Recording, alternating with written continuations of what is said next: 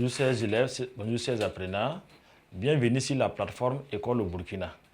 Je suis Missi Kinda, professeur certifié de lycée et collège en sciences physiques. Alors, nous avons parcouru les chapitres 5 ensemble et on avait dit qu'à l'issue du chapitre, on allait proposer des exercices pour vérifier que les connaissances que nous avons partagées ensemble là-bas ont été acquises. Donc, nous avons concocté des exercices qui vont nous permettre de vérifier nos connaissances sur le chapitre 5, réaction entre acide fort et base forte. Et je résume en disant, si vous avez un acide fort qui réagit avec une base forte, l'équation de la réaction c'est H3 plus OH- donne DH2O. Et on avait dit, lorsque nous sommes à l'équivalence acido-basique, lors d'un dosage ou azote simple, alors on va constater que le pH est égal à 7. Et on va constater également que la quantité des ions OH-, lorsque c'est monobase forte et monoacide fort, est égale à la quantité des ions H3+ dans la solution, dans les mélanges qu'on a à l'équivalence. Et dans ce contexte, on a alors que CaVa égale à CbVb à l'équivalence. Maintenant, quand l'un des corps est dit, on a dit qu'il fallait multiplier par D. Donc, c'est ce que nous allons essayer de parcourir ensemble dans ces exercices et revenir sur certaines situations. Donc, deux exercices, nous commençons par le premier exercice, l'exercice 1, que je vais lire. À 50 ml d'une solution d'acide chlorhydrique de concentration 0,02 mol par litre, on ajoute 50 ml d'une solution d'hydroxyde de sodium de concentration Cb 0,01 mol par litre. Petit 1, écrit l'équation de la réaction qui est liée. Petit d, a-t-on atteint l'équivalence acido-basique à la suite de cet ajout? Précisez si la solution est acide, basique ou neutre. Au petit 3, détermine le pH de cette solution. À la question 4, calculer la concentration des différentes espèces chimiques dans les mélanges. Ok. Donc, on va tout de suite commencer par la première question. Donc, la première question porte sur l'équation de la réaction. Donc, il s'agit bien du cas qu'on a vu dans le cours, réaction entre l'hydroxyde de sodium et l'acide chlorhydrique, qui sont tous des acides forts et bases fortes.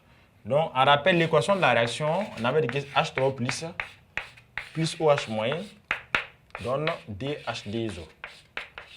Donc, on peut ajouter les ions spectateurs à gauche et à droite, les ions Cl- et Na+ de part et d'autre, mais ils ne participent pas à la réaction.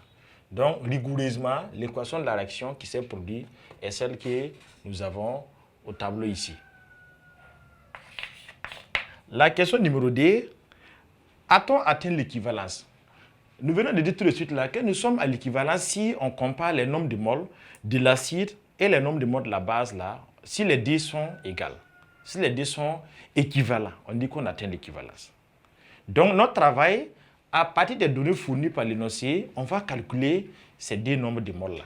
Et puis voir est-ce que les nombres de moles sont égaux. Donc calculons les nombres de moles.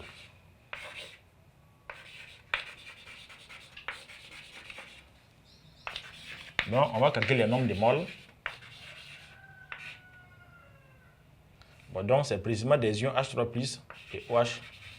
Des ions H3+ et OH-. Alors, N, H3+, c'est l'acide. Donc, c'est égal à Ca fois Va. Alors, l'énoncé a proposé Ca 0,0D et le volume, c'est 50 ml. Donc, nous avons alors 0,0D fois 50 ml. Si nous ramenons en litres, ça fait 5×10 puissance moins D. Donc, ça fait 0,05. Et le produit va nous fournir ici 10 puissance moins 4. Donc, ça revient à 10 puissance moins 3 mol. Nous faisons de même avec les ions OH-. NOH-, ça fait Cb fois Vb. À l'équivalence, la concentration de l'hydroxyde de sodium, c'est 0,01. Et le volume proposé ici, c'est 50 aussi. Donc, fois 50, donc en litres, ça fait 0,05 litres. Donc, le produit va nous donner alors 5, 10 puissance moins 4 mol. Voilà, regardez les nombres de mol. Est-ce que les deux nombres de mol sont égaux? Non.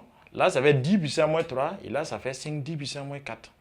Donc, ça dit que les deux nombres de mol n'étant pas égaux, nous ne sommes pas à l'équivalence. Parce que nous sommes à l'équivalence, les deux nombres de mol devraient être exactement égaux. Donc, alors, on va dire que N H3 plus est supérieur à NOH-. Donc, nous ne sommes pas à l'équivalence. Nous ne sommes pas à l'équivalence. Acido-basique.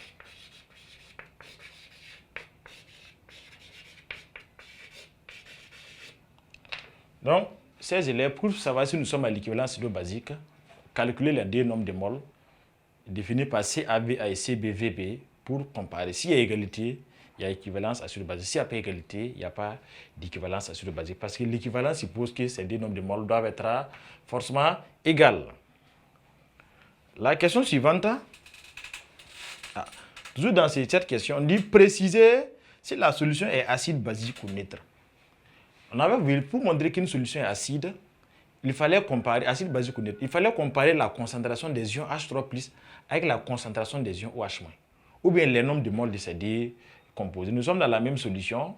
Ici, nous voyons que lorsque nous regardons, la concentration des ions H3+ dépasse la concentration des ions OH-. Donc, de même, ça c'est les nombres de moles. De même pour les concentrations, nous aurons les mêmes ordres de grandeur. Donc ici, on peut dire que les H3+ dépassent les OH, que ce soit en nombre de moles, que ce soit en concentration. Donc, on peut déduire alors, comme les H3+ sont plus élevés en quantité de matière ou en concentration, que la solution est acide. Si c'était les OH- qui étaient plus élevés, la solution serait basique. Et si les deux sont égales, la solution est dite neutre. Et dans le cas particulier de l'équivalence acido-basique, on a dit que le pH égale à 7 à l'équivalence. Donc le pH 7 à l'équivalence là va nous permettre de trouver que les deux sont égales. Donc dans le cas des dosages, à l'équivalence, la solution, le mélange est neutre. Si nous sommes à l'équivalence, c'est neutre. Bien sûr, on était à l'équivalence, si les deux quantités étaient égales, ça veut dire qu'on allait avoir NH3+ égal à NOH-. Et si il y a égalité, ça veut dire que nous sommes à l'équivalence acido-basique et la solution est neutre. Dans notre cas précis, les H3+ dépassent, donc la solution est évidemment acide. Donc, nature. Donc la question posée, c'est la nature de la solution. Nature de la solution. Donc nous répondons en mettant que c'est acide. Acide, car NH3+ est supérieur à NOH-. NH3+ supérieur à NOH-. Donc, nous poursuivons avec la question numéro 3 maintenant, qui demande de déterminer le pH de la solution.